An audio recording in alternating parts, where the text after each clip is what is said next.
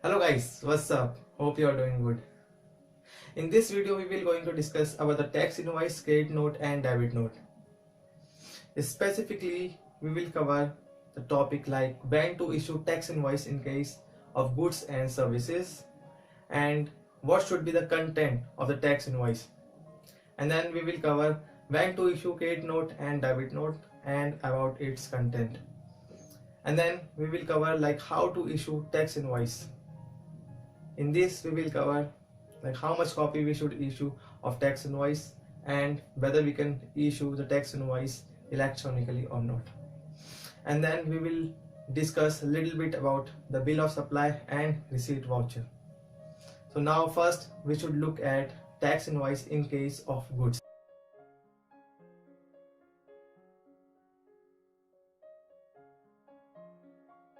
Section 28 of Model GST law talks about the tax invoice in case of goods. It says that a registered taxable person supplying taxable goods shall, before or at the time of removal of goods for supply to the recipient or delivery of goods or making available thereof to the recipient, issue a tax invoice which include a description, quantity, value, tax charge thereon, and such other particulars as may be prescribed. So the issue of invoice should include the following particulars, which is the description of the goods, quantity of the goods, value of the goods, tax charge thereon in respect of the supply of goods, and such other particulars as may be prescribed. So the such other particular as may be prescribed means the particulars as may be prescribed in the rules. We will discuss about the rule of invoice later in the video. So a registered taxable person will issue a tax invoice before or at the time of. So the timing of issuing of invoice is before or at the time of removal of goods or delivery of goods. So the taxable invoice should be issued before or at the time of removal of goods or delivery of goods. So the two event is removal and delivery. So the registered taxable person will issue the tax invoice before or at the time of those two events. Removal of goods for supply of recipient in case the goods involve the movement from one place to another, and delivery of goods or making available thereof to the recipient in any other case. So suppose a goods involve the movement from one place to another, then it will be called removal of goods. And if the goods doesn't involve the movement from one place to another, then it will be termed as the delivery of goods. So in case we have the goods which involve the movement from one position to another, like truck or like coal, so this is the goods and it involves the movement from Delhi to Mumbai, suppose. So in this case it will be termed as the removal of goods for supply to the recipient, and the taxable person, the registered taxable person, will issue the invoice before or at the time of removal of goods. And suppose we have the goods of very small in nature, like sugar or wheat or some kind of that stuff, then it involves simply the delivery of goods to the hand of the recipient. So in this case the registered taxable person will issue the invoice before or at the time of delivery of goods.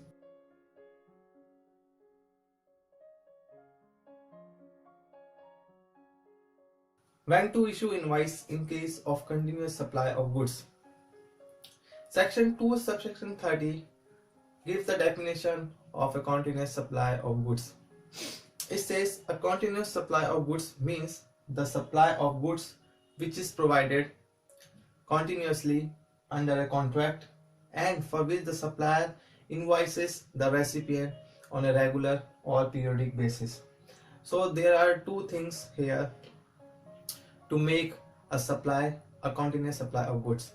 First one is that the supply of goods should be continuous under a contract. So there should be a contract and the supply should be continuous, and the supplier of goods should invoice the recipient on regular or periodic basis. So the supplier of goods invoices to the recipient on a regular or periodic basis, and the supply is continuous under a contract, then it will be termed a continuous supply of goods. Then the next question arises is when to issue invoice in case of continuous supply of goods. The section 28 subsection 4 gives the idea that when to issue invoice in case of continuous supply of goods. It says where the successive statement of account or successive payment are involved in case of continuous supply of goods, then the invoice shall be issued before or at the time of each such statement is issued, or as the case may be, such payment is received. So in case of a continuous supply of goods which involve the issue of a statement of account or the successive payment, then in this case invoice will be issued before or at the time of issuing of such statement or receiving of such payment. The successive statement of account means the account balance of the recipient in the books of the supplier. So in case of a continuous supply of goods where the successive statement of account or successive payment is involved, then the timing of issuing of invoice is before or at the time of each such issuing of statement of account or each such receiving of payment by the supplier. The example of continuous supply of goods will be where a mining company has made a contract to supply 1 lakh metric ton of coal to electricity company over a period of 1 year. So in this case, the mining company has to issue the invoice before or at the time of issuing of a statement of account or at the time of receiving the payment from the electricity company. So this will be the time of issue of invoice. Section 28 subsection 7 also talks a little bit about the continuous supply of goods. It says the central government or state government can issue a notification with the recommendation of the GST Council and specify the supply of goods or services which will be treated as a continuous supply of goods or services. So central government and state government has the power to issue notification which will be on the basis of the recommendation of GST Council and can specify the type of goods or services which will be treated as a continuous supply of goods.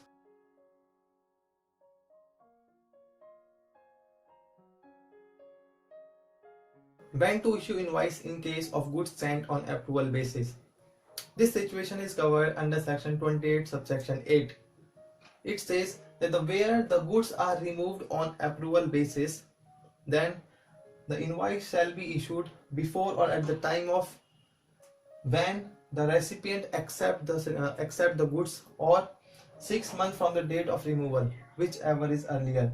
So the supplier has to issue the invoice before or at the time of earlier of the two events. First event is when the recipient accept the goods or the 6 months from the date of removal.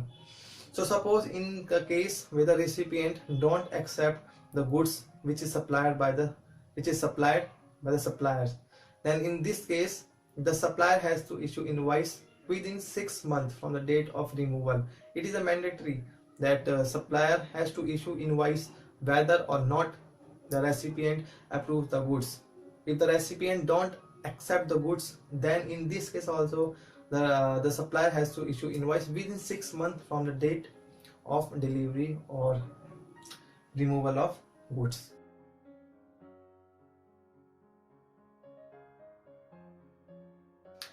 Now we should discuss about the tax invoice in case of service. Section 28 subsection 2 says that a registered taxable person supplying taxable service shall, before or after the provisioning of the service, but within the period prescribed in this behalf, issue a tax invoice showing description, value, tax payable thereon, and such other particulars as may be prescribed. So a registered taxable person who are supplying the taxable services shall before or after the provisioning of the service. So he can issue the invoice before or after the provision of the service, but within a period prescribed in this behalf. So the central government or state government may prescribe the period within which the issue of invoice should be issued, and the invoice should contain a description of the service, value of the service, tax payable on the service, and such other particulars as may be prescribed by the rules of invoice. So here is the timing of supply, timing of issue of supply. The timing of issue of invoice is before or after the provisioning of the service, but within the period prescribed in this behalf.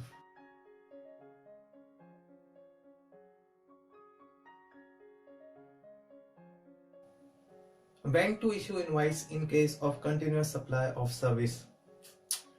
Section 2 subsection 31 talks about the continuous supply of service. It says a continuous supply of service means a service which is provided continuously or on recurrent basis under a contract for a period exceeding 3 months with periodic payment obligation. So there are three conditions here to satisfy before a service will be termed as a continuous supply of service.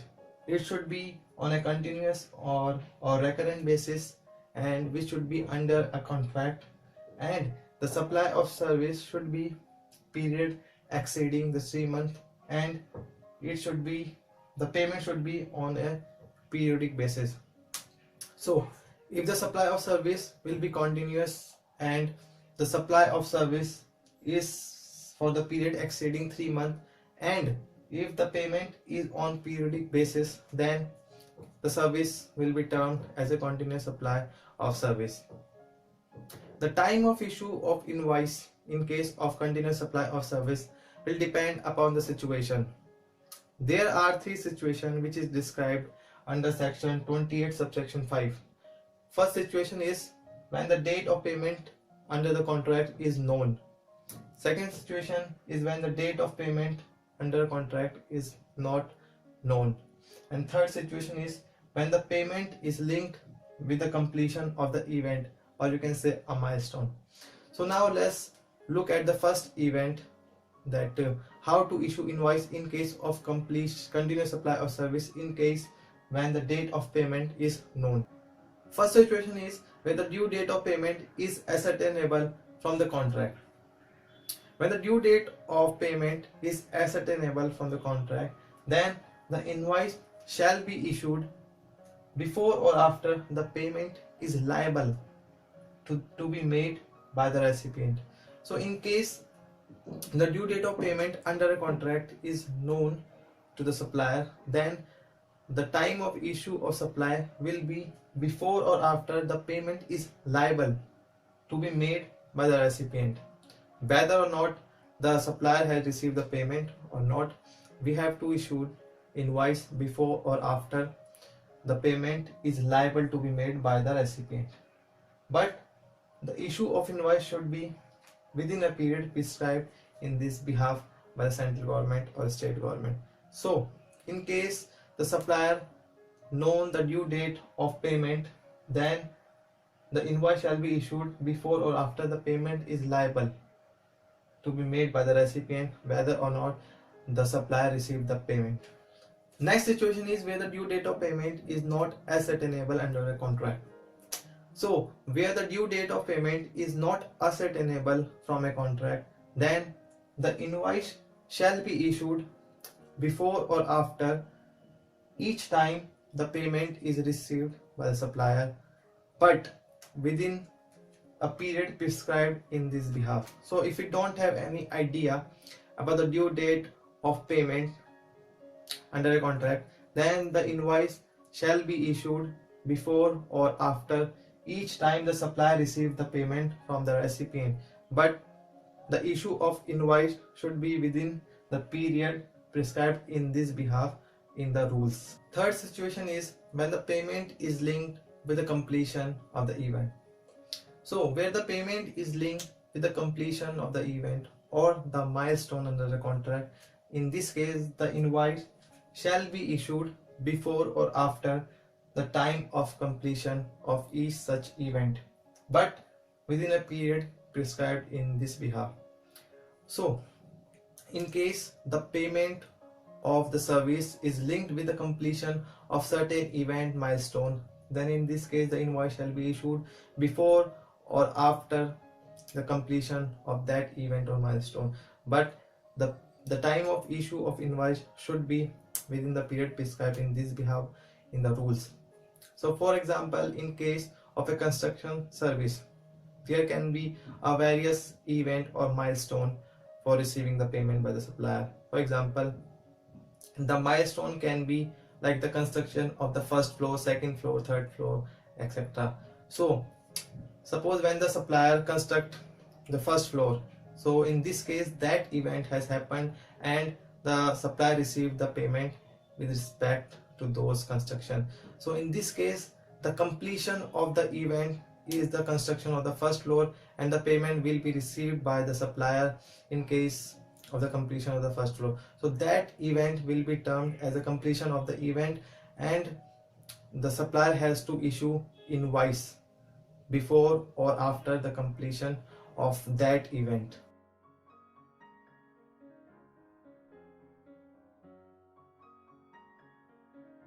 So till now we have learned about the tax invoice in case of service.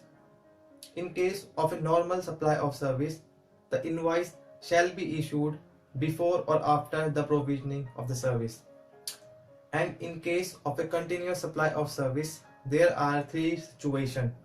First situation is when the due date of payment is ascertainable from the contract. Second situation is when the due date of payment is not ascertainable from the contract. And the third situation is when the payment is linked with the completion of each event. In the first situation, when we have known the due date of payment under a contract, then in this case the time of issue of invoice was before or after the supplier is liable to receive the payment from the recipient, or within the time prescribed in this behalf in the rules.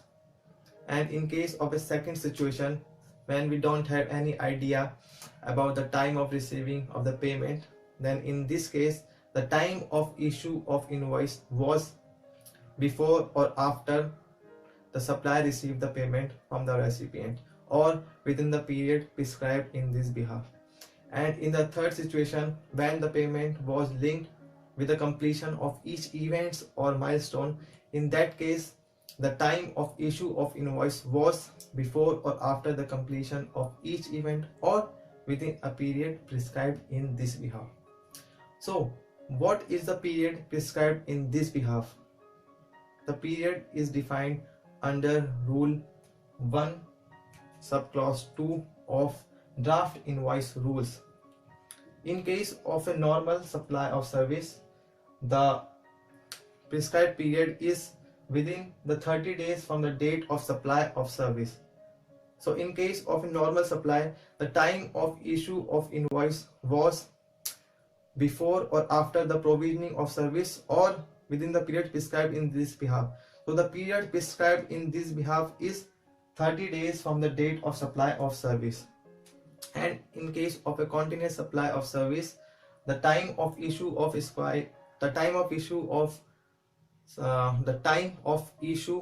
supply of service is 30 days from the date when each event specified in the contract is completed.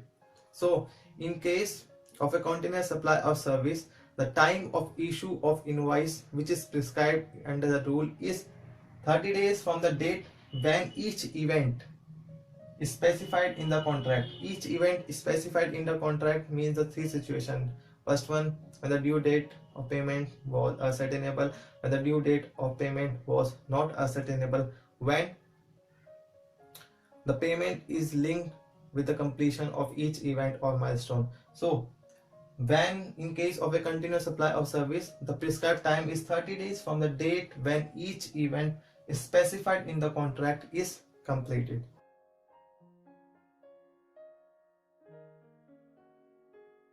So till now we have learned that when to issue tax invoice in case of supply of goods and services.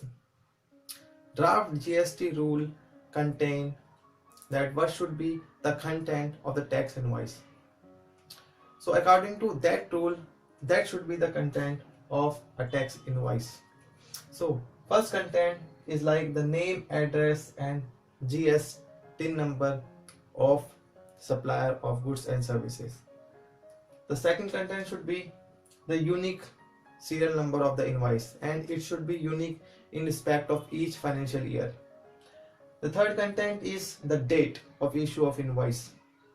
Fourth one, that name, address and GST number of the recipient of goods if the recipients of goods and services is registered, and in case the recipients of goods and services is not registered under GST, then name, address of the recipient, address of the delivery of the goods and services, name of the state where the goods or services is required to be delivered or provisional service, and the state code of the place where the goods are delivering in case the recipient of service or goods is not registered under GST, and then the accounting code or HSN code of the supply of goods or services, and then the description of supply of goods and services, quantity of supply of goods, value of supply of goods and services, taxable value of supply of goods and services after discount or any other deductions, and then the rate of charging of CGST, SGST and IGST, and then the value of the tax of CGST, SGST and IGST, and lastly the signature or digital signature of the supplier of goods and services. And it should be written on the top of the invoice that whether it is tax invoice, revised invoice or supplement invoice. So that is the content of tax invoice in case of supply of goods and service.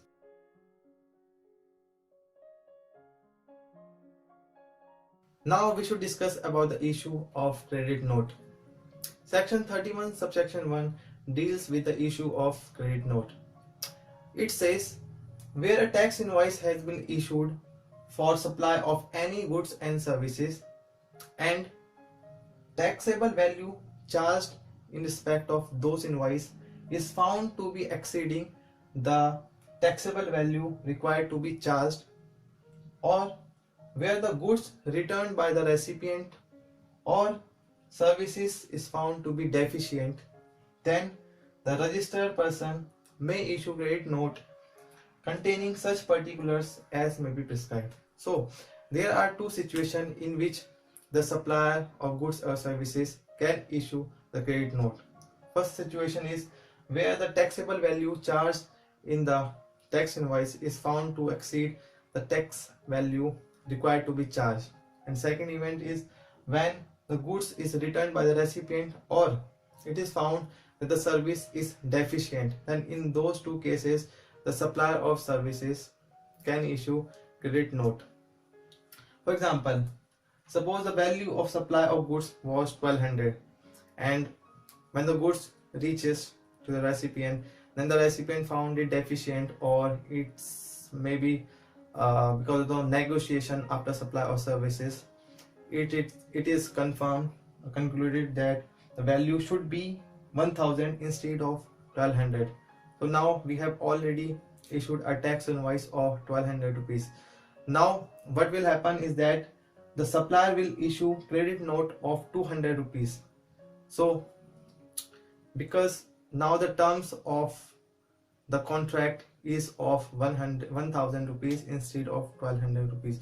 So in this case where the taxable value is found to be exceeding what is required to be included in the value of supply of goods and services, or where the goods is returned by the recipient, or where the supply is found to be deficient by the recipient of service, then in those two cases the supplier of goods or services can issue the credit note.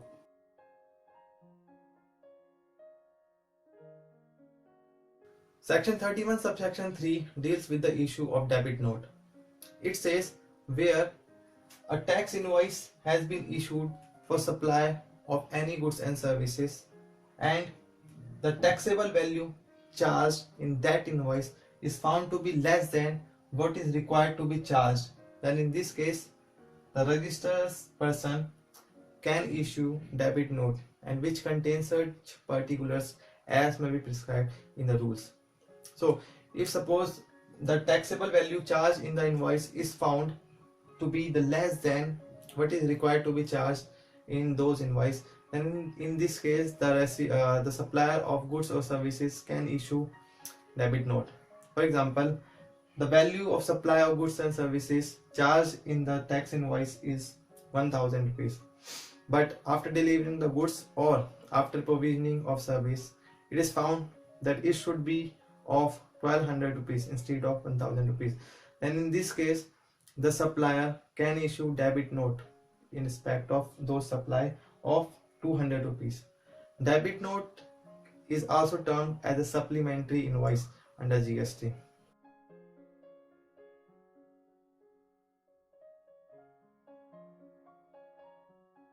Any registered taxable person who issued tax invoice, debit note and credit note shall declare the detail of such tax invoice, debit note and credit note in the return for the month during which such tax invoice, credit note or debit note has been issued.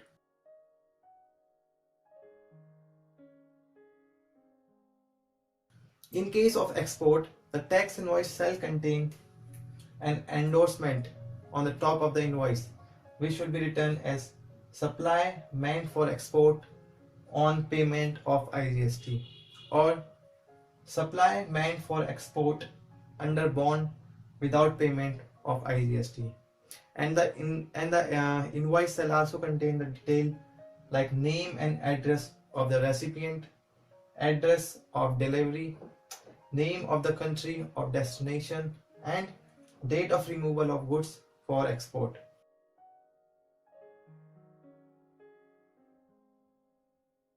Till now we have learned about the time of issue of invoice and the content of the invoice.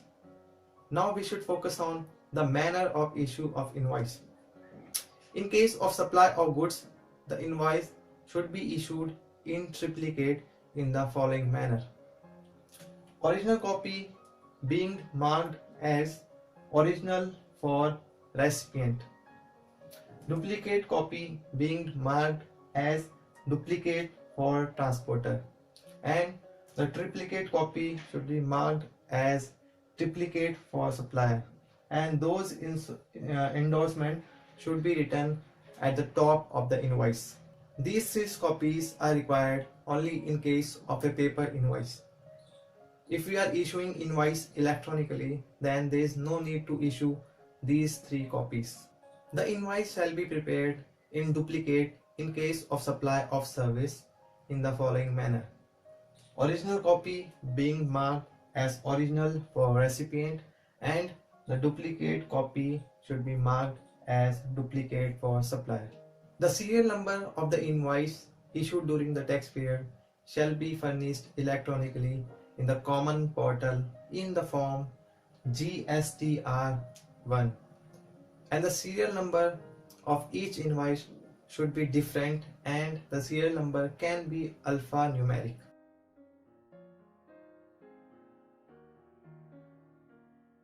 Bill of supply can be issued only when the registered taxable person is supplying the exempted goods or services, or where the registered taxable person is paying the tax under section 9, which is the composition scheme. So when a person is supplying the exempted goods or services, or where the person is paying the tax under section 9, which is the composition scheme, then the person can issue the bill of supply instead of tax invoice.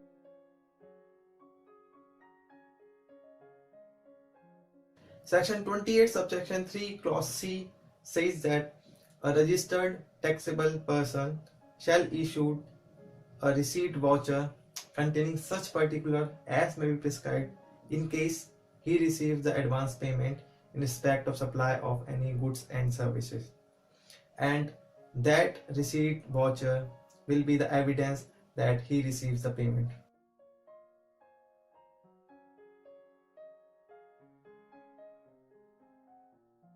Whether the recipient of goods is required to issue invoice in case of a reverse charge. Reverse charge is a mechanism in which the recipient of goods or services is required to pay tax under GST. But the issue of invoice should always be issued by the supplier. But under section 28 subsection 3 clause D, it says that a registered taxable person who is required to pay tax under reverse charge shall issue invoice on the date of receipt of goods or services from a person who is not registered under the Act. So in this section it is said that if the recipient of goods and services receives the goods or services from a person who is not registered under this Act, so the recipients of goods and services will only issue invoice in case he receives the goods from a person who is not registered under this Act. So if the supplier is not registered under this Act and the recipient of service is required to pay tax under reverse charge mechanism, then in this case the recipients of goods and services shall issue invoice on the date of receipt of goods and service.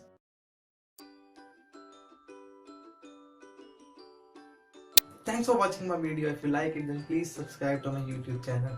You can also query by sending an email to sharwangst.148@gmail.com sharwangst.148@gmail.com.